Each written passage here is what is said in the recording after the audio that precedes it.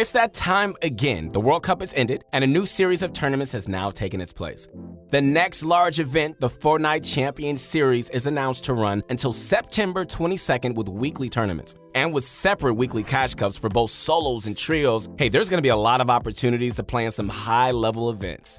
Hey everybody, this is your guy, your friend, Keith Allen, and make sure to connect with me on my Instagram. Been enjoying the conversations we've been having. So, in this video, it's all about how to prepare for tournament day. Yeah. Everything from in-game warm-up to preparing your mind, hey, it's all gonna be covered. All right, so before we get things started, we like to make a small announcement. We are adding a ton of new features to Pro Guides, which include 1. Exclusive guide videos for our Pro members every single day. 2. Pro Pass now grants access to all games such as League of Legends, Smash Brothers, CSGO, and Overwatch. More free coaching passes and points for InstaPro if you're a Pro member. So head on over to Pro Guides by clicking the link in the description below. All right, so before you practice in-game, you need to make sure your body and your mind are working at peak performance. So take whatever time you need, guys, to just make sure you're alert and awake. Making sure you get a good night's rest and have a healthy breakfast and lunch. This is not the time to fast, all right? I'm not saying eat yourself into a food coma or anything like that, all right? But if you're like most people, playing on an empty stomach is a bad idea because you're gonna be thinking about food when you should be thinking about the game. And now you're thinking about Chick-fil-A when you need to just be thinking about how to win this game.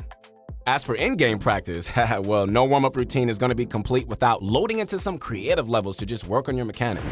This is one of the most impactful parts of preparing for a tournament. Almost nobody performs at their best as soon as they get on. And for the most part, it can even take up to several hours before they do. That's because things like muscle memory and hand-eye coordination deteriorate and can just take time to build up again.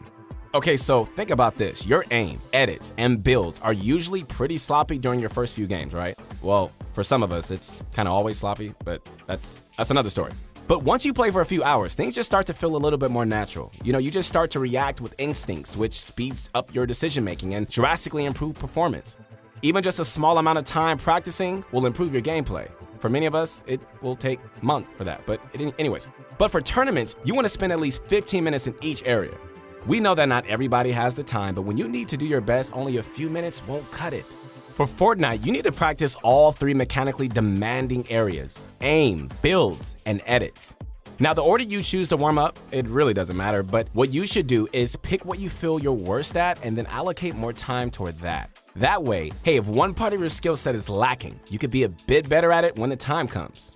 Also, if you need some creative courses to warm up, our recent video on that topic has got you covered. Check it out here. So in terms of specifics, let's talk about aim training first. Practicing with all weapon types is fine, but you should be spending most of the time with shotguns and rifles. Those weapons make up a majority of the limbs and are the most important to practice with. Besides the weapon types, you need to practice different aiming techniques. There are flicks where you could just move your crosshair towards an enemy and shoot almost instantly in a reactionary manner. Flicks are mostly used with shotguns, so we practice them with that weapon type over the others. Even if you play on a controller or find them hard to do, they're still worth practicing. It'll increase your speed and accuracy and allow you to land more shots. All right, so then there's tracking. So instead of just relying on muscle memory and fast movements, tracking is more deliberate and has you following your opponents with your crosshair. It's most useful with a rifle against players running in the distance or gliding in the air. When you practice your tracking, try to focus on the movement of your target. Okay, so for example, if somebody is gliding in the sky, proper tracking would be putting your crosshair on them and just adjusting your aim relative to their movement. It allows you not to have to consciously try to aim, but instead, now you're relying on your knowledge of how players move in this game to keep your aim on point. The slower and more predictable the movement is, the easier it's going to be for you to track them. You can spend time practicing other areas like leading projectile aim with snipers or arching grenades properly, but those see much less usage in-game and shouldn't really take too much of your warm-up time. Outside of the game itself, if you're playing on a PC, you have things like Kovac's Aim Trainer and other third-party apps that you can use to practice with, which is really, really cool. I've talked about on my Instagram. It's not really necessary, but it can still provide for a more intense warm-up session that can be found in most creative maps. Still, we do recommend spending most, if not all, your aim training time in creative. Things like sensitivity and other settings can differ, so any training you do outside of the game might not transfer over. So, no Fortnite warm-up would be complete without getting some practice in on your builds and edits. So deciding how to practice this part, it can depend on your playstyle, so here are a few tips. If you think you're going to be playing aggressive and getting into a lot of build fights, spend more time practicing build battles, guys, and techniques involved. Things like high ground retakes, cranking 90, scissor jumps, and any other build combos you might want to use in a fight. Having a friend to 1v1 with in creative is a great way to do this, so you should definitely try to coordinate sessions with them on tournament days. So if you're more of the passive type and you won't be build fighting that often, all right, you might be better off practicing a defensive technique like tunneling. With how necessary tunneling is during in-game scenarios especially, you do not want to be messing up your edits or where you can place structures. Editing is a big part of tunneling, so running through an editing course once, twice, or even several times, that'll even reduce the number of mistakes you're going to make once you're in-game. Some players out there even say that warming up your building is more important than warming up your aim, and you know what? They're not wrong for saying that. With all the different buttons you have to rapidly press to pull off even some of the more simple techniques, you need to familiarize your mind with the build system almost to the point of pure instinct. That way, hey, once you get in-game, you can avoid disastrous moments resulting from slow and clumsy building. Okay, who's been there? I know I have. As an example of how a pro player warms up, let's look at Mongrel. Mongrel isn't the type of player to just shy away from fights in high-level events. We all know that. In his ultimate warm-up guide, he talks about how he practices different building techniques. He loads into a normal creative map and goes over them one by one. This ranges from a variety of building combos to different high ground retake methods. That's because these advanced techniques are mostly what Mongrel is going to be using to get an edge over his opponents during the tournament. He also spends time practicing simple but effective techniques like double floor wall ramping and straight tunneling. Even when you think you've perfected something, hey, it's not a bad idea just to go back and practice it so you can just get better and better. That way, your muscle memory for that specific move doesn't deteriorate as fast. So after you warmed up in creative, it's important that you get yourself a couple of practice games before the tournament starts. You know, some very specific parts of Battle Royale can't be practiced easily in creative, so things like rotations, storm awareness, landings, loop paths, and material management, super important. If it's your first of the game, you might not remember to pay attention to where the storm is or how much material you have. It's better to get those mistakes out of the way in practice games. Then your mind will be more familiarized to those aspects once the actual tournament starts. A single arena match can take up to 25 minutes to complete, so you need a fair amount of time to just get some games in.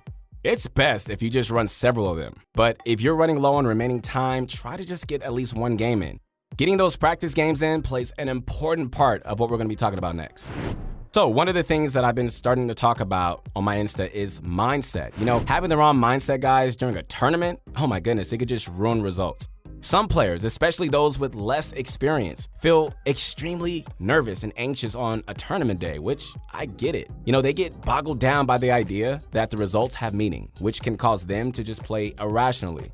Then after a bad game or two, they get tilted and start to perform even worse. This is pretty common, but here are a few ways to combat it. You ready? The practice matches that we just said that you should do are one way to reduce stress. Play those matches as if you were playing in the tournament. That way, hey, once you get into game one, hey, you're already comfortable, you're feeling good because, hey, you've been doing your game plan for the last couple of hours. If you don't play any practice games, you might start questioning a lot of your decisions, which can lead to nervousness and panicky plays, which we've all been there. If you've had a bad game during the tournament, do not get hung up on it. The most important thing you can do is just forget about it and move on. Focus purely on the next game, guys, all right? You live to see another day, all right? Even if it's because you made a bad mistake, you need to just get over it as soon as you can. The results of your last game are going to have no impact on the next one, so there's nothing that can be done now. With just nothing that you can do, there's no point in getting upset about it. So save it for a VOD review, a time where you can just be critical about yourself without impacting your gameplay. As pro players say, GG's only. Some players have rituals they like to do before the tournament even begins. For example, some might go for a jog or take a shower. I wouldn't do that in the middle of a game, but okay. Or go for a coffee break before the tournament even begins. These rituals can be a great way to take a break and just refresh your mind.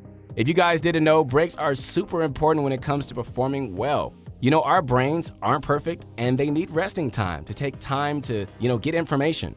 For tasks that use a lot of brain power, especially like Fortnite, oh my goodness, it's recommended that you take at least a 5 to 10 minute break every hour. If you don't, you're gonna find yourself performing worse after even the warm-up. So guys, in conclusion, if you have several hours to warm up, here's what you should be doing. Spend half an hour to an hour in creative warm-ups, okay? Then hop into some actual games. Don't be afraid to take small breaks every hour or when needed, as a quick refresher can prevent your mind from just being overburdened. Feel free to swap between training sessions and playing matches. Like at one point, if you feel like your aim is just still off after some warm-up games, hey, head on back into creative for another session. If time is an issue on a tournament day, practice for however long you can be in creative.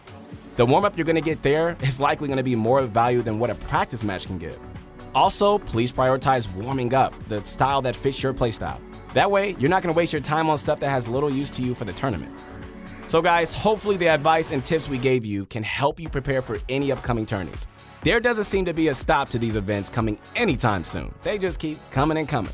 So, for the foreseeable future, my friends, Epic will be hosting multiple weekly events anybody can participate in. With how the prize pools are being distributed, only a handful of the best players are going to win the cash prizes. Chances are, you're not going to be one of them, but don't think you've wasted your time though. With how often these events are being run, set your goals to improve the results every single week. I believe in you guys. We believe in you guys. You can do it. Strive to get better at the game. One day, hey, you might even end up on top. Hey guys, hope you enjoyed this video. Once again, this is your guy, your friend Keith Allen, and make sure to connect with me on my Instagram as soon as you can. Don't forget to drop a like on this video and subscribe for more Pro Guides content. Thanks for watching.